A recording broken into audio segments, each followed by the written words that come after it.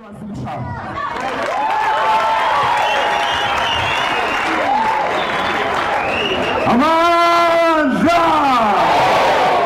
Amandla! Amandla! Long live the spirit of Solomon Mahlangu, long live! Long live the spirit of Solomon Mahlangu, long live! Long live the spirit of Amalka Cabral, long live! Long live the spirit of Eduardo Mondlane, long live! Long live the spirit of Mwalimu Nyerere, long live! Amandla!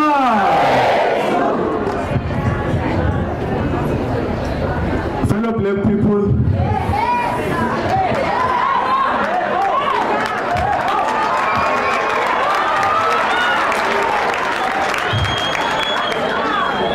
I thank you very much for this opportunity to converse with you about the experiences of black people in white institutions. You perhaps think that you know it being at Wits and Wits being a white institution. I want to bring you an experience from a thoroughgoing white institution called University of Cape Town. If you think that you have encountered whiteness at Wits, you only need to go to the University of Cape Town to know the arrogance and brutality of whiteness.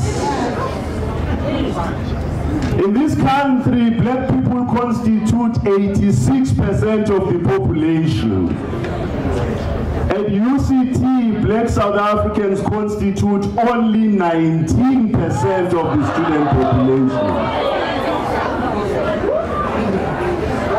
That's a university in South Africa in 2016, where black people, who, as we've said, constitute 86% of the population, there they only constitute 19%. Now there is a reason why UCT has maintained this. It's the same reason that Wits maintains whiteness in another form. It is that what has happened in South Africa, the task of intellectual production and the task of thinking has been made an exclusive preserve of white people. So that every time these institutions have to make an appointment, white people in one swan song sing and say that, but there are no black South Africans applying. So if UCT is not producing them, if Wits is not producing them, who has the responsibility to? So there is a deliberate project by these institutions to keep us out of the task of thinking and intellectual production, so that even our lives, our black lives, can get written about by white academics. And in that process, so they can turn our suffering and our existential misery into a commodity. Because what happens when they write about us, all kinds of things about us, Deep Sleuth, all kinds of books they write about black people, they then get promoted. But those about whom they are writing remain in their misery and squalor. So it means that our misery and squalor is a platform or is a step ladder for white academics to rise through these institutions. But it is not only that they want to use our misery for their own promotion. It is also that because they are accustomed to a situation where black people are spoken about, where black people do not speak for themselves, but they are spoken about. When we try to decolonize the teaching in these institutions and in our classrooms and bring black voices into these classrooms, we are told by these white institutions that we were not teaching, but we were mobilizing. And so it happens that at UCT, I invite RMF comrades into my politics class. Now, what is politics? It is precisely what we are doing here. But because they want me to teach about Weber, Marx, and all other European men, when I invite RMF activists to come and enlighten students about the process and the task of decolonizing the academy, UCT then responds by slamming me with a warning letter, claiming that what I did amounted to dereliction of duty.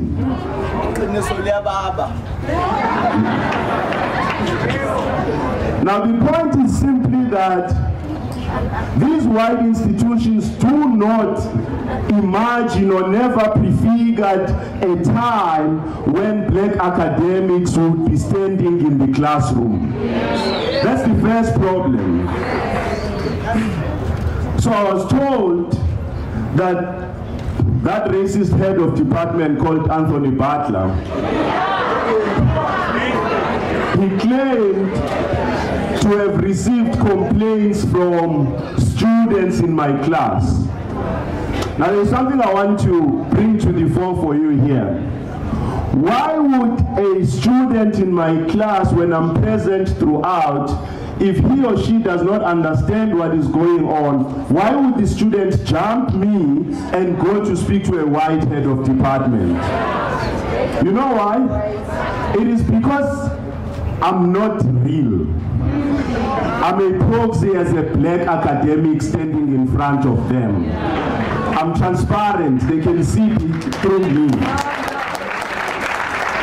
So they expect me to perform a certain role that otherwise appropriately belongs to a white person. And so what I had done was basically to refuse to perform that role as they had expected. And the white students who complained, knew very well that they wouldn't have to do any convincing, because as white people, as a white student talking to a white head of department, they are both agreed on the project of keeping black people out of the academy. So what is happening here is not just an incident, you know, about relations between a junior academic and a senior academic.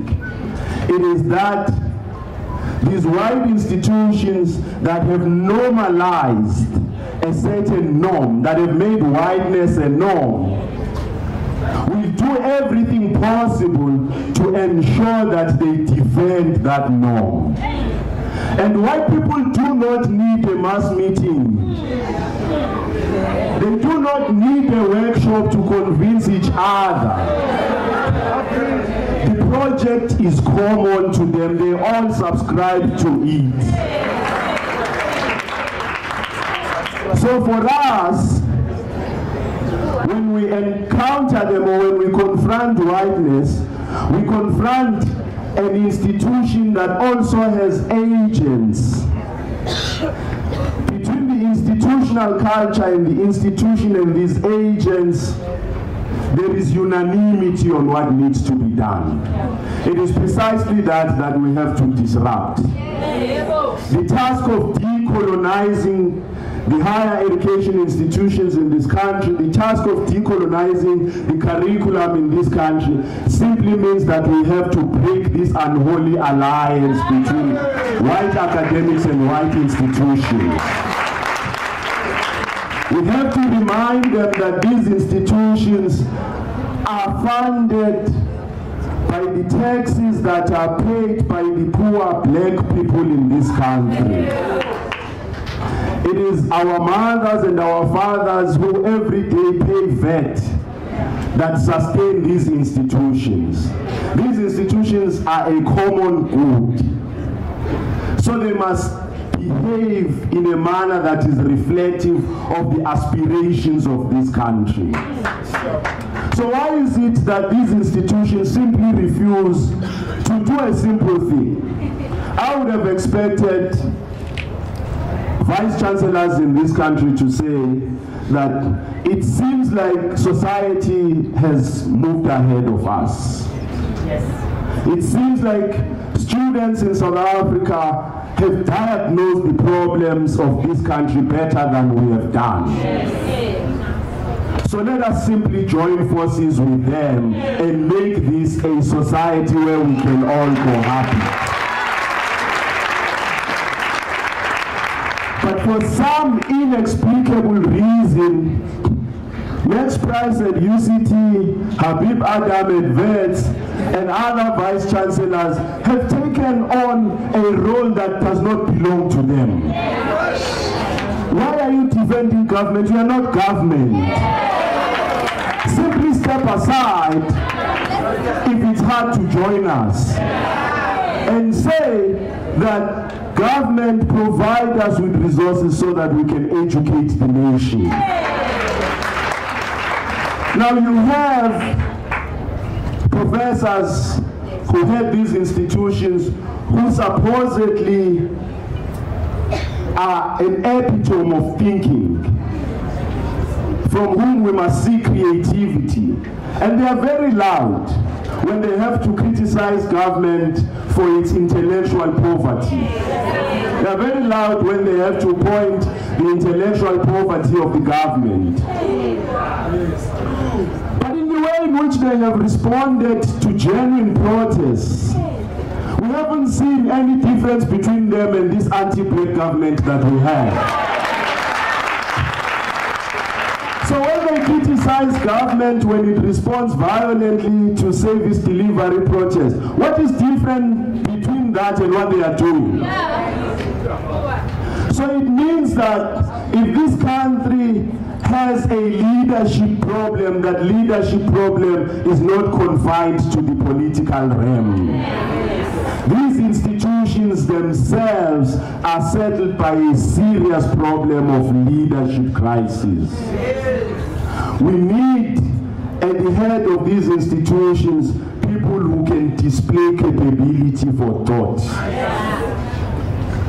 People who can display capability for creatively imagining a different society than the unjust society that we live in today. Now it would seem to me that unfortunately there is no difference, as we've said, between the anti-black government we have and the heads of these institutions, the professors who are supposed to be, the epitome of thinking, because they respond with violence also when we protest. It means that they agree with government that the only way in which you can converse with black people is through violence because they are objects. Now, it's been centuries since discourse constructed us as black people, as people who are available for all kinds of dispensability. You can dispense with black people, you shoot 36 of them or 39 of them in Marikana and life moves on. Because black people are many and dispensable. You shoot them in the institutions of higher learning and life continues. They must just realize that at the base of our struggles, we are asking for a simple thing. We also want to be human. Just as it is that if those 36 miners were white, we know what would have happened. We also know that if many of the students who are protesting, if they were white, they would have seen this police brutality that we are seeing.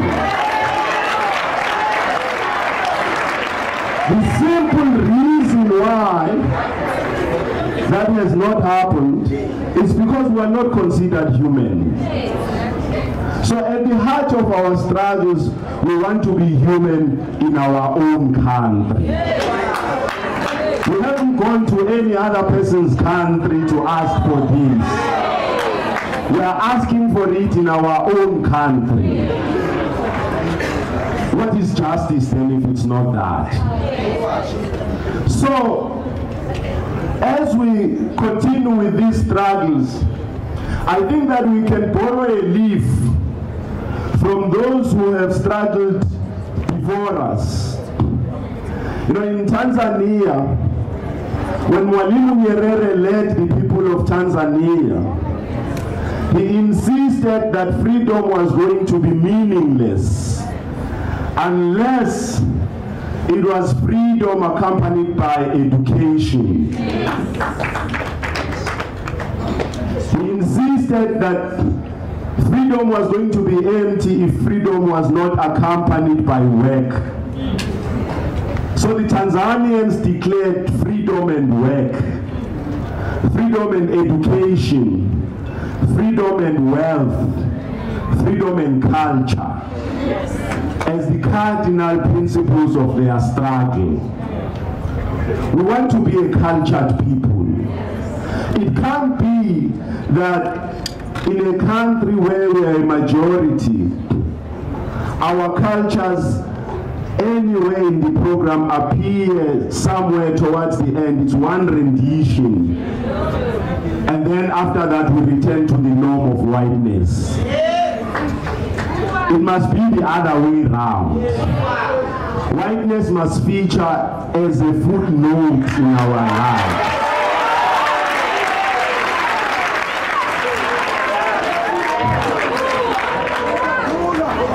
It has been too long. It has been too long with us going through an education that alienates us from our languages.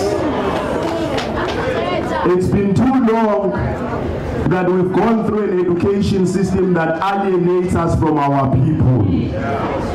It's been too long that we've gone through an education system that alienates us from our cultures. Such that when we've graduated at Wits at UCT, for no reason but because we hold that piece of paper that certifies us as people who've gone through Western education, we then think that we have a license to speak ill of our culture. We then begin to speak ill of those we've left behind. We say they have not evolved, they are not modern enough. These are generations that brought us up. These are generations that make it possible for us to be where we are. All of a sudden, when we've gone through Wits and UCT, we think that they are backward.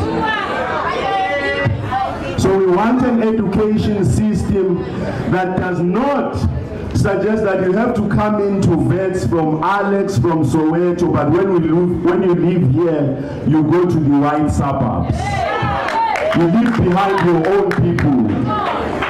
When you go to the white suburbs, whose problems are you going to solve? White people's problems? They don't have problems.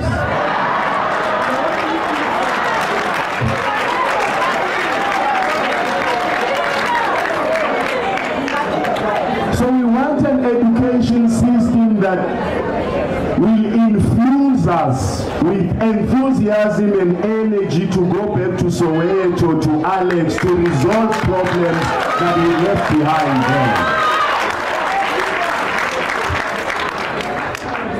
there. Because there will be something wrong when at the end of your 4-year degree at Wits at UCT, you begin to think that that kind of existence is not fit for you. If it's not fit for you, who is it fit for? It means that if you say it's not fit for you, there are black people that should go through that existence, but not you. What distinguishes you from those people? It is that you aspire to whiteness.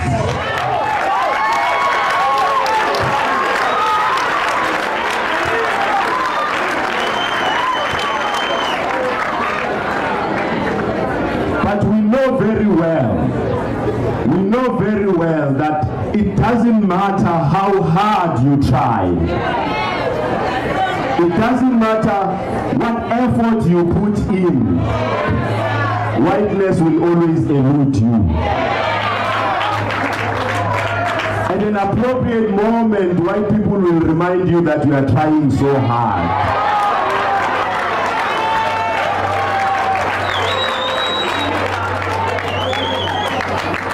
At an an appropriate moment, white people are going to say to you, why is it that black people, but I don't mean you, I mean black people. And so we must not forsake our people. We must remain one with our people. We must never forsake our cultures and begin to speak ill of our culture. We must end this education. Black people in this country have no wealth. You know, the only wealth they have, it's you and I. We provide them with the only hope and possibility. If we let them down, no one else is going to help them out of this misery. I thank you very much. Thank you very much.